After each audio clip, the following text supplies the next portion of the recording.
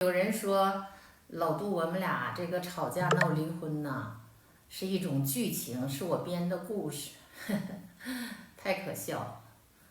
我能就是把老杜编得这么不堪吗？说实在的，家丑不外扬，一般确实是不应该这样说。但是我也是实在是气得不行，然后自己又优柔寡断，拿不定主意，所以就好像把粉丝当成朋友，然后参谋一下你们的意见。编故事是不可能的，就是华姐真的不会说谎。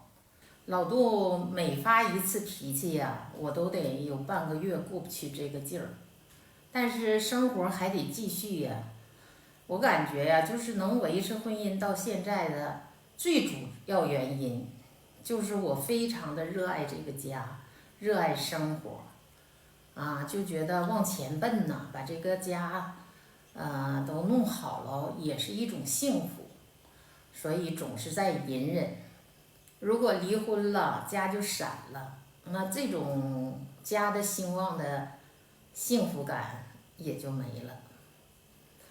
这也是很多女人能够隐忍的一个主要原因，我想是的。这两天老杜出门了，所以家里还很消停。我的园子这两天变化特别大，一会儿带你们去看看，然后我再去南面那块把那院子整理整理。我就想就用一公一三的精神呗，是不？就慢慢干呗，一天干点儿，一天干点儿。当你就看到成果的时候，有一种，满满的满足感。葡萄有的也生虫子了，都让我摘扔了。然后我按照网上的醋兑水给它喷了，觉得其余的还挺好的。今年我上网学习了很多种菜和种果树的经验，种了这一池子羊角蜜，不知道能不能长好。这是茄子，西红柿已经结这么大了，今年也不知道能不能吃上菜。如果房子卖了，这菜就是给别人种的。今年这天气凉这果树全得这种黄叶子病了。我买了管根腐病的肥给它上了，不知道能不能救活。这棵苹果树死掉了，太心疼了。出发了，从我们家这儿到铁南那个院儿10公里，但是路都特别的好走，不走城里。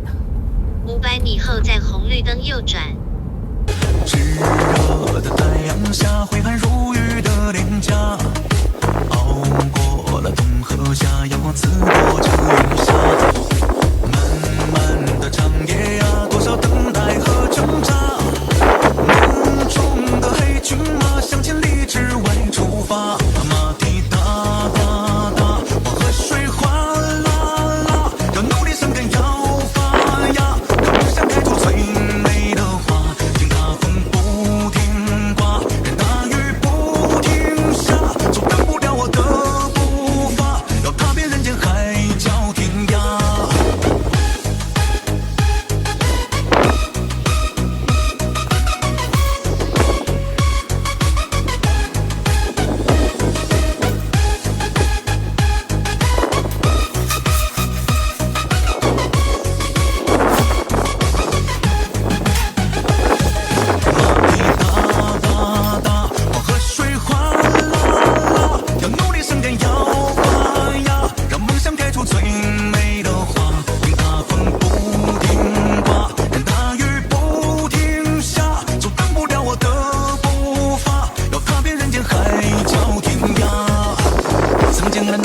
小孩的已经长大，也可以勇敢的面对这世界的复杂，不装聋作哑，不沉默扮傻，用豪情万家的初心化作千军万马。这岁月无情的染白那少年的头发，这时光像一个刀子插上我的脸颊，看江山如画，要擦亮盔甲，要看遍这美的世界所有繁华。